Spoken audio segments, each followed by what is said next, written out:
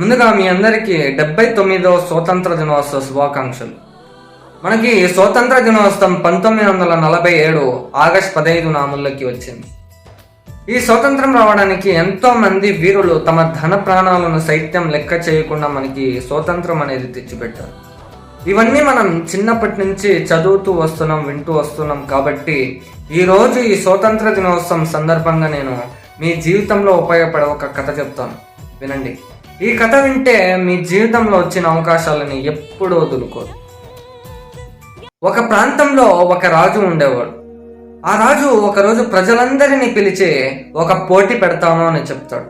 ఆ పోటీ ఏమంటే, నేను 4 దున్నపోతులు అనేది వదులుతాను. ఆ దున్నపోతులో ఏ ఒక్క దున్నపోతు యొక్క తోకను మీరు పట్టుకున్నా మీరు అడిగినంత గోల్డ్ మరి ధనము వజ్రాలు నీది ఇస్తాను అని చెప్తాడు. అది విన్న ప్రజలు ఆ పోటీకి సిద్ధమవుతారు. తర్వాత ఆ పోటీ అనేది స్టార్ట్ చేస్తారు. ముందుగా ఒక దున్నపోతు అనేది వదులుతారు. ఆ దున్నపోతు ఎలా ఉంటుందంటే, బాహుబలిలో ఉన్న దున్నపోతు లాగా పెద్దగా భయంకరంగా ఉంటుంది. అది చూసిన జనం భయంతో దూరం అయిపోతారు. ఇంకా 3 ఉన్నాయి కదా, ఆ దున్నపోతుల యొక్క తోక పట్టుకుందాము అని దాన్ని వదిలేస్తారు. తర్వాత 2వ దున్నపోతు అనేది వదులుతారు.